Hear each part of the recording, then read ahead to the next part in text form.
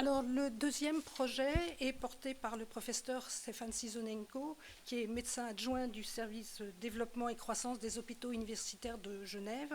Il est pédiatre, néonatologiste, et il va s'intéresser au rôle préventif d'une protéine du lait, qui est la lactoferrine.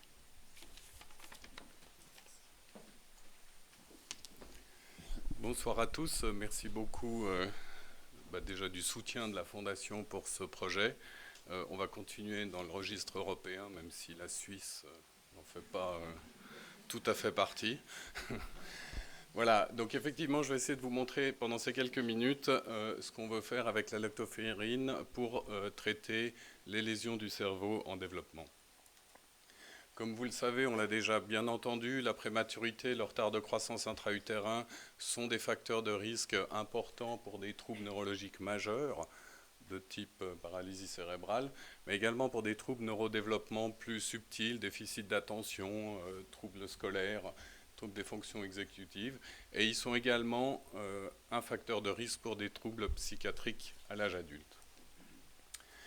Voilà ce qui arrive chez un prématuré qui est né avec un retard de croissance intra-utérin, une mauvaise croissance fœtale. Ce qu'on peut voir, c'est que si on fait, avec des techniques d'imagerie d'IRM, on mesure le volume de son cortex, la substance grise, et bien même que ce soit au début ou au moment du terme, au moment où il aurait dû naître, on voit que les enfants qui sont nés avec un retard de croissance ont moins de substance grise. La lactoferrine, c'est une protéine du lait de vache, mais aussi de la mère, et qui a de multiples propriétés, principalement la protection, donc des mécanismes de protection par rapport à des lésions au niveau du cerveau, mais elle a également un rôle de soutien du développement cérébral. C'est pour cette raison, c'est quelque chose qui est relativement nouveau, mais c'est pour cette raison qu'on s'est intéressé à cette protéine. Nous avons déjà publié plusieurs papiers sur des modèles de lésions du cerveau en développement avec la lactoferrine, avec le soutien de la Fondation Paralysie cérébrale d'ailleurs. Et je vais vous présenter maintenant le projet qui est soutenu cette fois-ci.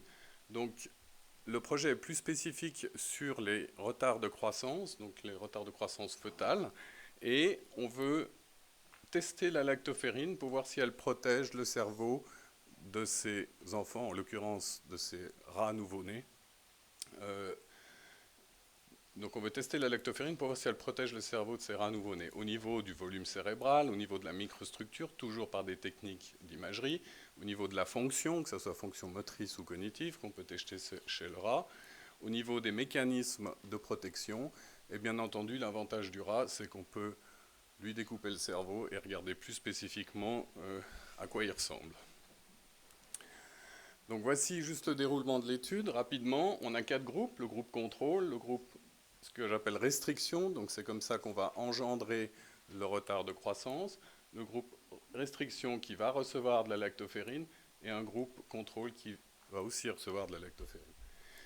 Les deux groupes restriction se font en fait en réduisant la nourriture de la mère pendant la grossesse, donc la rate, de 50%, et ceci engendre des ratons qui ont un retard de croissance fœtale. Donc on donne la lactoferrine pendant toute la gestation, mais également pendant toute la lactation. La lactoferrine passe très bien depuis le lait maternel jusque dans le cerveau.